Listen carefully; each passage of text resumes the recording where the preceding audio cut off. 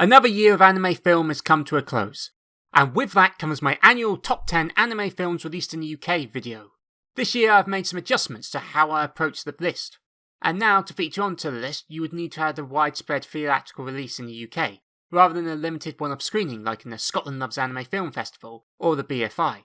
So with that housekeeping out the way, there have only been 11 films to come out this year, so only one of them ended up on the cutting room floor. I wonder if you can guess which one. Here are my top 10 anime films released in the UK for 2023.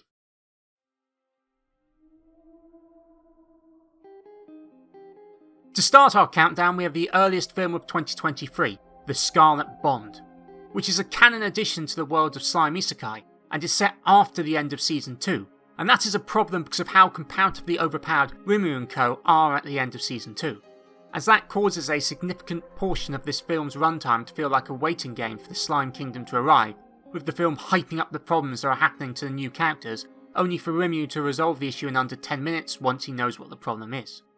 This happens twice in the film. The art is serviceable for a cinema screening, and the sound work is also quite nice. I find its ending anticlimactic and personally annoying compared to the other entries on this list, which I hope explains why it's ranked so low, with the film ending by effectively declaring that everything will be just like it was before all this happened, and no one will ever mention it again. As the film is a canon addition to the world, they need a reason for why the film's characters won't be appearing for the already written aspects of the future anime. If you are into the slime reincarnation story, I definitely recommend you watch this, as it is a nice holdover film to watch before the start of Season 3, but otherwise, I'd give it a miss.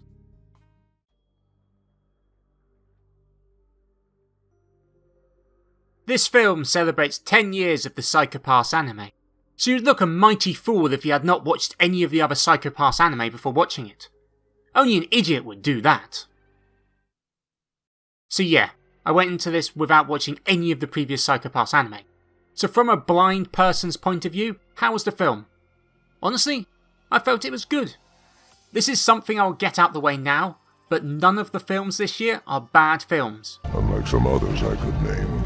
As a person whose first experience of Psycho Pass was this film, I have to say they nail the explanation of the core concept of the film for new watchers, and the plot is intriguing, reminding me of the original Deus Ex, with its tone and usage of characters, with the film's shifting loyalties causing you to question who is actually on your side.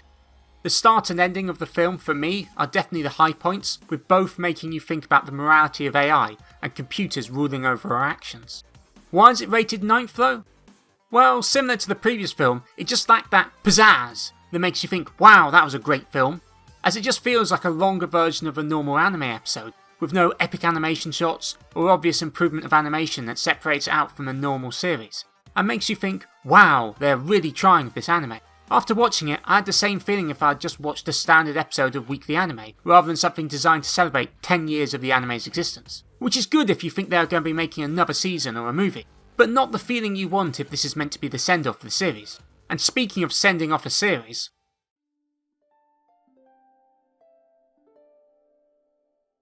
before we start, I have to precede this review as I did the previous ranking by stating that I have not watched the original anime these films are based off, and in this case it would have definitely skewed my ranking. Nonetheless, if the anime is anywhere near as good as these films, then it is a definite miss if you have watched these two films. Why a miss? Well, it is that this anime is a 2-part film adaptation of the original anime series that aired in 2011, so unless you want to sit down and rewatch it, but with small changes, then I would not recommend watching both series, but rather either the 2 films or the 24 episode anime. This is why ultimately I cannot place this higher than 8th on this list, as it is just replicating how good the original anime is. The story of the films are great, but are the 2 films that much better than watching the original anime? I cannot answer that because I haven't seen the original anime since my time is precious and I need it for reasons. My business, private business. But based off the MAL scores and reviews for these films, that is probably the case. All I can say is that I enjoyed watching the films. The animation is interesting, the themes are executed well, and I liked having an interval between the films in the cinema, although the next film also delightfully had an interval.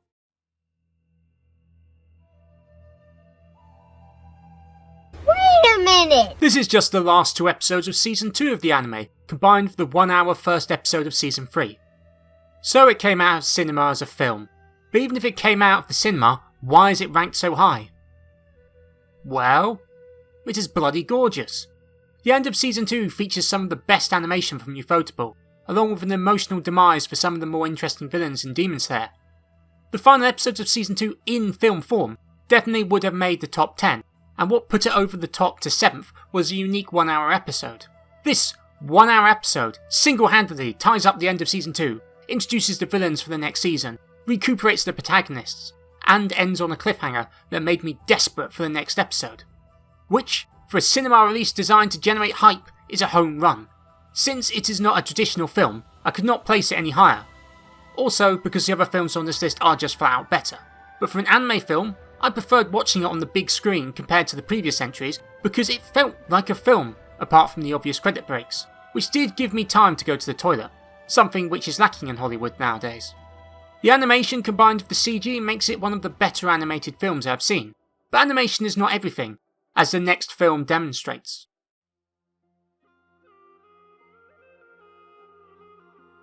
Suzume's Makoto Shinkai film, for better or worse.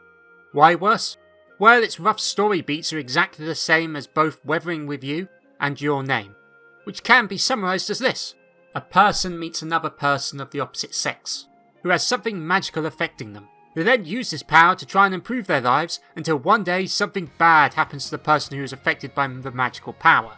The protagonist then works hard to reverse the damage that happened to the magical person, which involves a standoff with an authority figure. The series then ends with the magical person returned to normal, with the world having changed as a result. If you like Makoto Shinkai's work, then you will like this film, but, controversial opinion, I found it the worst of his recent films. This is mainly because the emotional moments do not hit it anywhere near as hard as in the previous films, as they're undermined by janky character writing and the decision to place the most hard-hitting moment of the film right at the end, just before the credits roll, which softens the emotional impact of the film, as it doesn't allow you to breathe and take in the important moment that just occurred before the lights come on and you start thinking about heading home. After critiquing it like I have, why is it ranked 6th? Well, it is a Makoto Shinkai film, as I've mentioned twice already. The artwork, as always, is outstanding. The music is a delight. What more can I say?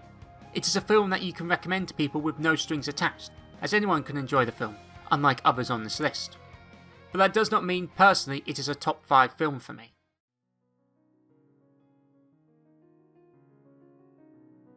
Before I start, a quick thanks to Picture House Central Cinema in London for holding an early bird screening, as without it, I don't think I'd have made this top 10 on time.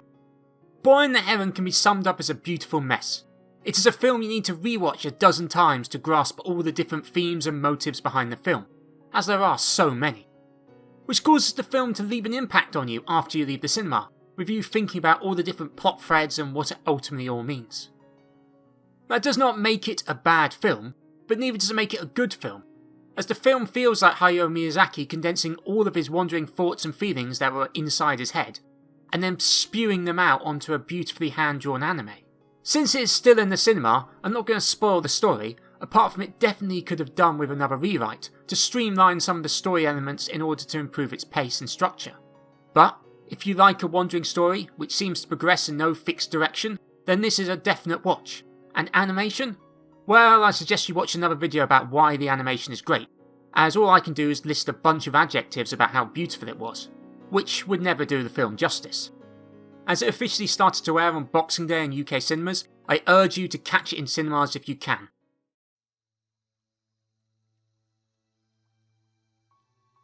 This film vexes me immensely, as if the film was another 10 to 15 minutes longer, it would probably have been a 10 out of 10 masterpiece must-watch of the year. As it stands, it is still a great film, with probably the most emotional moment of the year, and that certainly hits the hardest compared to the other films on this list. If you like to cry, and want to have a feeling of sadness followed by the joy of a satisfying resolution, this is the film for you.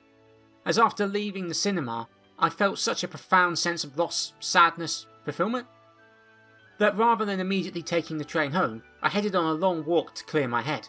It affected me that much. It is just infuriating that I know how great it could have been if they'd adapted more of the source material it is based off. Certain scenes feel wasted in the film, as the characters whose arcs they serve have been cut or heavily reduced in the film. This is all minor nitpicking in the end, as it is an amazing film, and is definitely the best standalone anime film to air this year. It just had strong competition from a few franchises that had the resources to produce something even more spectacular. And speaking of spectacular,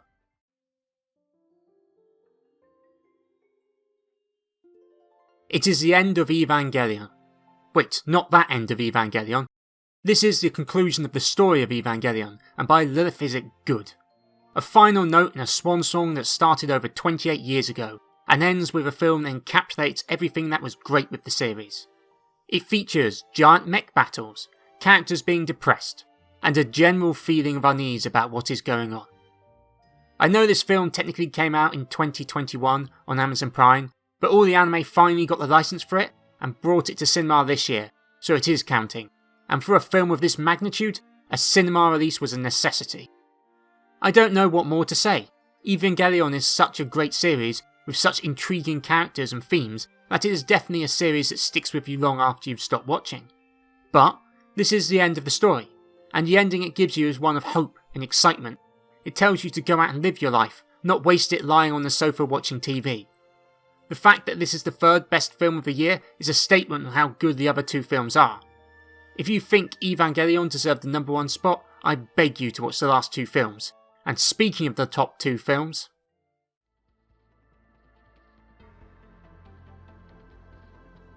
this is the best sports anime I have ever seen. That is not hyperbolic, not a joke, it is the truth. Everything you could ever want in a sports anime is wrapped up in this 2-hour 4-minute film. The film is based around a college basketball game, and for once it shows the entire game without any cuts or time skips. Furthermore, there are no special abilities, no power-ups, just raw skill and changes in tactics, as if it was a real game. And that is representative of the experience of watching it, as I had exactly the same experience as I would if I watched a close playoff game. It is that exciting.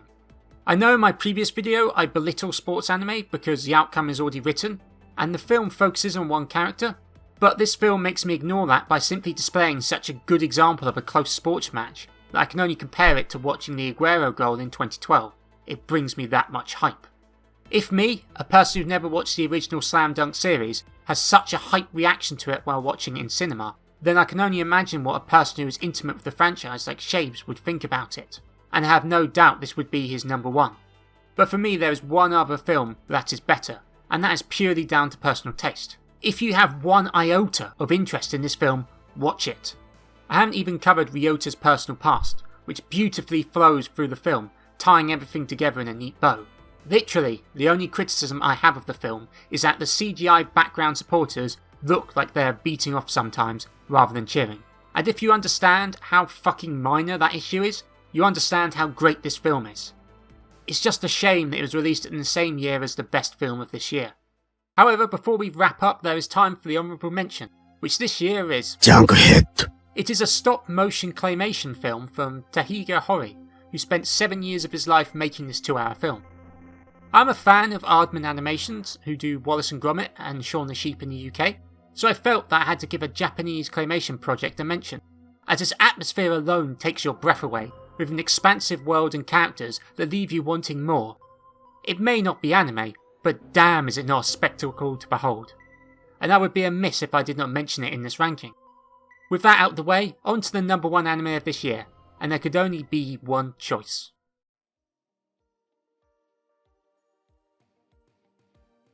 Take the best romantic comedy series out there, make a movie covering a short arc in the manga, and release it on Valentine's Day, and what do you get?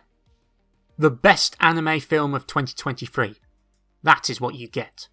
This film manages to take an ending, which for many other series would have been its apex, and make it feel lacking, with the first kiss that never ends focusing on the realities of how a confession would affect the main duo, with a conclusion that one-ups the previous season and leaves you with such a feeling of happiness and euphoria that none of the other films matched it. It also features my favourite animated moment of 2023, and I'm not going to spoil what that is, apart from that the cinema I was in did not stop laughing for an entire minute after it occurred. Words cannot do this film justice, and if you want to watch it at home, you can now stream the film, which has been diced up into 4 episodes, on Crunchyroll, where they also added this banger intro into it, which only enhances it further. Just missing out on this list is Sword Art Online, the movie, Progressive, Scherzo of the Deep Night. As mentioned at the start of this ranking, the 10th spot was a toss-up between Sword Art Online and Slime Isekai. Neither of them were bad films, unlike some of the entries from last year. However, I did not feel emotionally invested in either movie, with Progressive being a prequel and Scarlet Bond personally feeling very underwhelming. I decided to go with Scarlet Bond in the end, as I felt that the film had a more interesting premise than Scherzo of the Deep Night, but I could have gone either way. So that was the top 10 anime films released in the UK for 2023. Now on to 2024, where we will be listening to some relaxing jazz and playing hide and seek in a castle. I will see you in the cinema.